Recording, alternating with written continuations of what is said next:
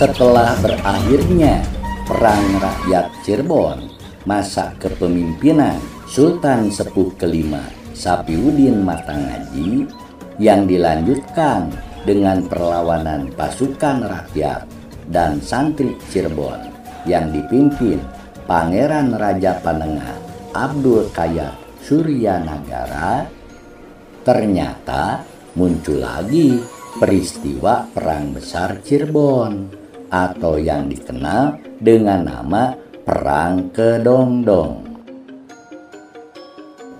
Perang Besar Cirebon atau Perang Kedongdong itu merupakan kelanjutan perlawanan rakyat Cirebon terhadap penguasa kolonial Belanda karena dipicu oleh tindakan eksploitasi dan kesewenang-wenangan penguasa kolonial Belanda yang menjadi-jadi, serta munculnya persoalan hak waris Sultan Kanoman keempat Khairuddin yang seharusnya jatuh kepada Pangeran Raja Kanoman.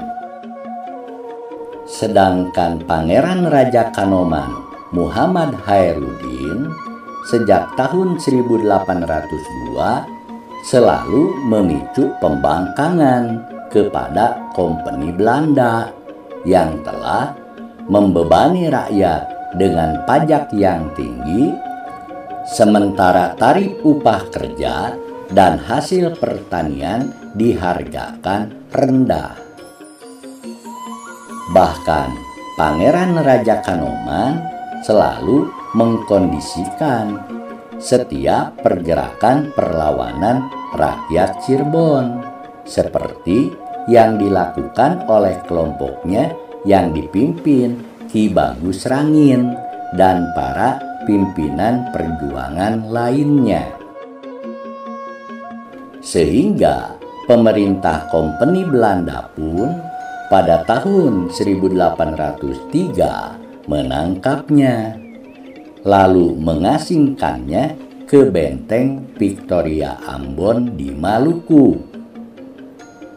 Dengan demikian, Pangeran Raja Kanoman yang seharusnya menjadi Sultan Anom kelima Muhammad Khairuddin kedua menjadi sulit untuk mengklaim hak warisnya lagi.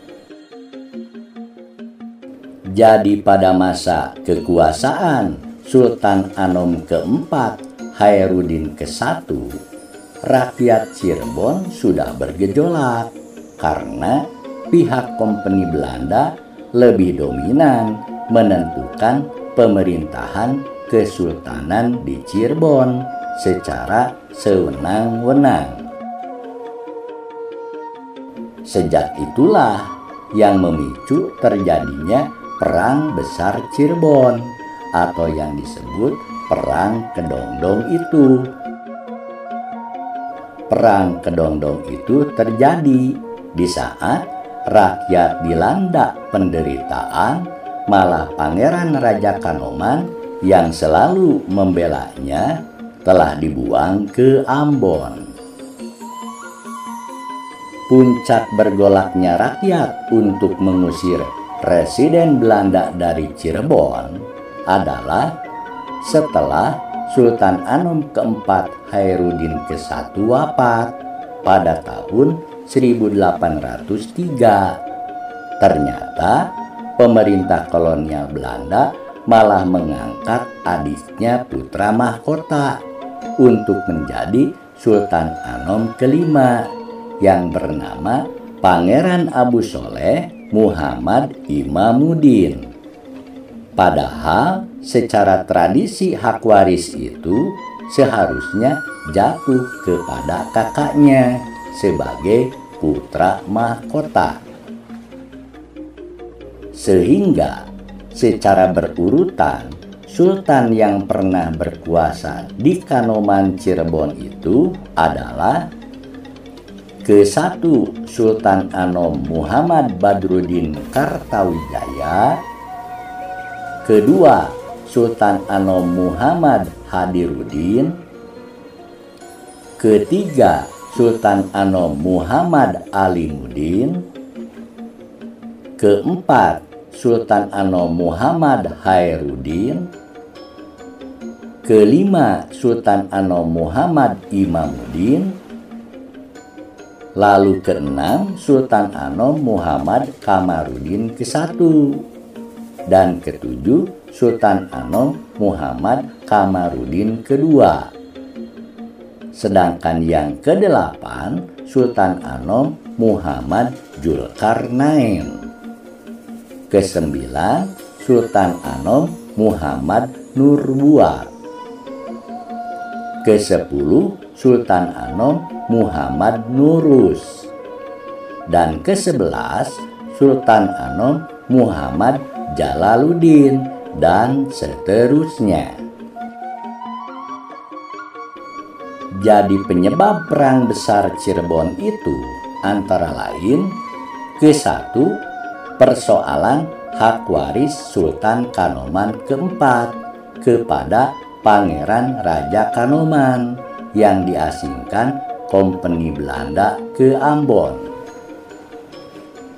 Kedua, tokoh masyarakat Ki Bagus Rangin menentang residen Belanda yang telah merampas tanah warisan nenek moyangnya. Dan yang ketiga, adanya penderitaan yang melanda masyarakat Cirebon karena kelaparan dan wabah penyakit, upah kerja yang murah, dan beban pajak yang tinggi.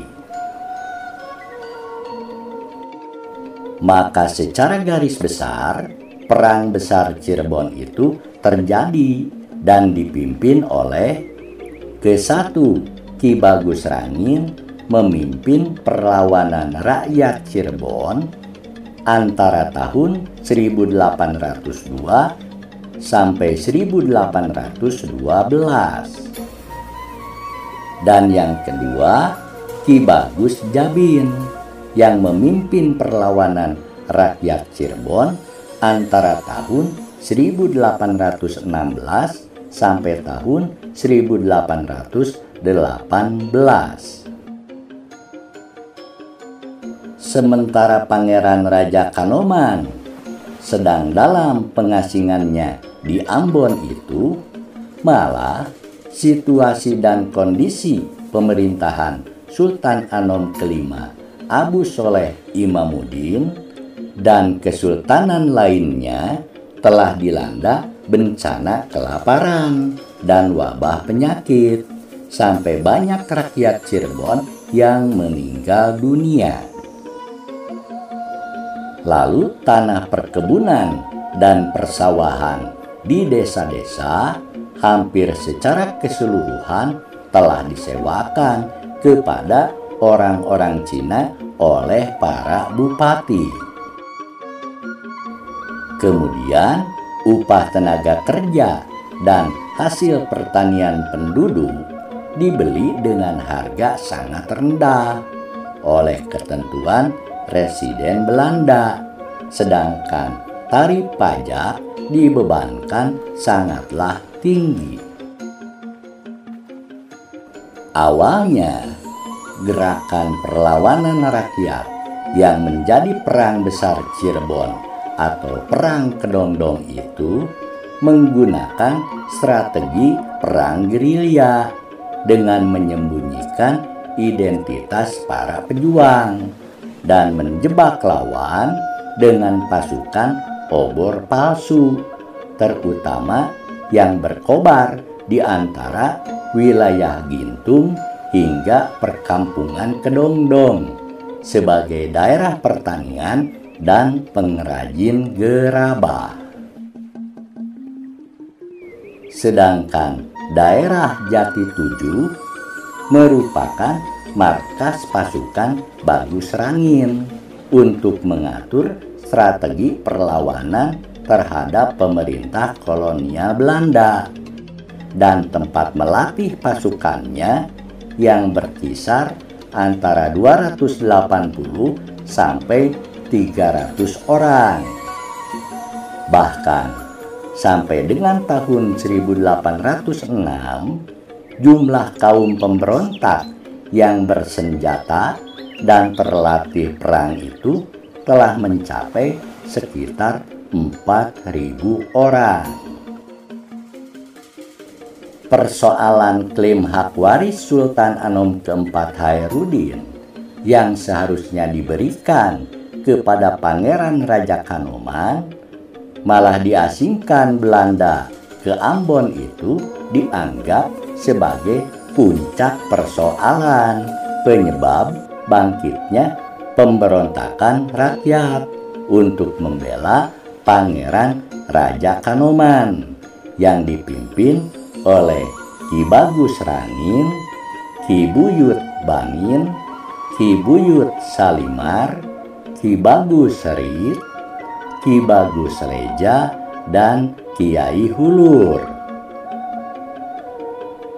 Ki Bagus Rangin diperkirakan lahir sekitar tahun 1761 dengan mempunyai 3 orang saudara. Kakaknya bernama Buyut Bangin dan kedua adiknya bernama Buyut Salimar serta Bagus Serit. Ia dengan lantang dan berani menentang serta memimpin pasukan pemberontakan untuk melawan pemerintah kolonial Belanda dalam perang Kedongdong Cirebon pada kurun waktu 1805 sampai 1812. Selain gerakan perlawanan rakyat secara gerilya, pada tahun 1805 berkumpullah para tokoh perwakilan masyarakat Cirebon untuk menemui Gubernur Jenderal di Batavia karena ingin menuntut hak waris Pangeran Raja Kanoman Muhammad Khairuddin sebagai pengganti ayahnya. Perwakilan masyarakat Cirebon itu menyatakan bahwa Pangeran Imamuddin tidak berhak menjadi Sultan kelima di Kanoman karena masih ada Pangeran Raja Kanoman selaku kakaknya. Menanggapi reaksi para tokoh perwakilan masyarakat Cirebon, maka S. Haros sebagai pejabat penghubung di wilayah Kesultanan Cirebon atau residen Belanda pada masa itu kemudian segera memberitahu Gubernur Jenderal Albertus Henricus Weisse di Batavia agar memerintahkan kepada setiap bupati tidak memberikan jalan kepada rombongan masyarakat Cirebon yang akan mendatangi markas Batavia.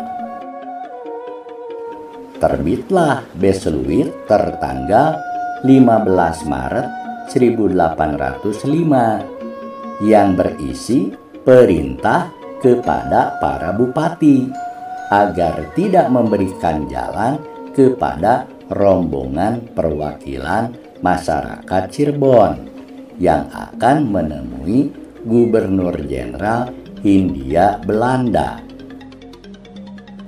Ternyata rombongan perwakilan rakyat Cirebon itu dapat dicegah oleh Bupati Karawang dan tertahan menunggu kapal layar dari Batavia tiba di pesisir Cilincing. Baru pada tanggal 17 Mei 1805, rombongan tokoh masyarakat Cirebon itu sampai di pelabuhan Muara Jati, Cirebon.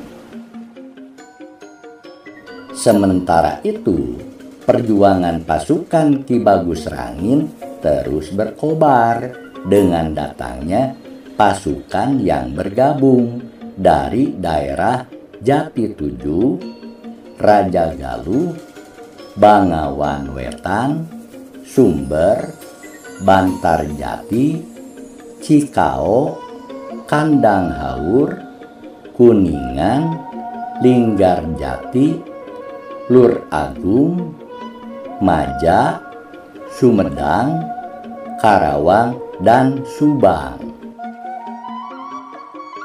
Dengan jumlah pasukan yang mencapai lebih dari 4.000 orang, maka pertempuran pun tidak dilakukan secara perang gerilya lagi. Sehingga untuk pertama kalinya terjadilah pertempuran terbuka menggempur tentara kolonial Hindia Belanda pada tanggal 25 Februari 1806. Akibatnya banyak tentara kolonial Belanda yang terbunuh. Bahkan pos penjagaan dan markas pasukannya pun di bumi hanguskan. Frederik Willem Stapel dalam bukunya Geschiedenis van Nederlands Indie mengatakan, menanggapi peristiwa penyerbuan pasukan Ki Bagus Rangin itu, maka Gubernur Jenderal Albertus Hendrik Weyse segera mengabulkan tuntutan masyarakat Cirebon untuk mengembalikan Pangeran Raja Kanoman dari pengasingannya di Ambon. Pemerintah Hindia Belanda khawatir masalah ini semakin memicu berkobarnya peperangan di Cirebon, karena peperangan dengan pasukan Ki Bagus Rangin itu sudah banyak menelan korban dari pihak Belanda dengan kerugian finansial yang sangat besar. Maka pada tanggal 1 September 1806, Kompeni Belanda membuat kesepakatan dengan Sultan Sepuh Joharudin dan Sultan Anom kelima Abu Soleh Imamuddin untuk segera mengembalikan Pangeran Raja Kanoman ke Cirebon. Sekembalinya Pangeran Raja Kanoman Muhammad Khairuddin dari Ambon, ia telah kehilangan hak warisnya atas tahta Sultan Anom kelima, karena pemerintah Hindia Belanda telah menobatkan Pangeran Abu Soleh Imamuddin menjadi Sultan Anom kelima. Oleh karena itu, atas keputusan internal Gotrasawala keluarga besar Kesultanan Cirebon pada tahun 1808, maka disepakati bahwa Pangeran Raja Kanoman Muhammad Khairuddin dinobatkan untuk mendirikan dan menjadi Sultan pertama Kacirebonan, yang merupakan pecahan dari Kesultanan Kanoman dengan mendapatkan gelar Sultan Charbon Amirul Mukminin. Akibat banyaknya pemberontakan rakyat pribumi terhadap pemerintahan Hindia Belanda, khususnya yang telah terjadi di Cirebon, maka Gubernur Jenderal Hindia Belanda di Batavia yang bernama Albertus Henricus Weyse sejak tahun 1808 digantikan oleh Gubernur Jenderal Herman William Dengler.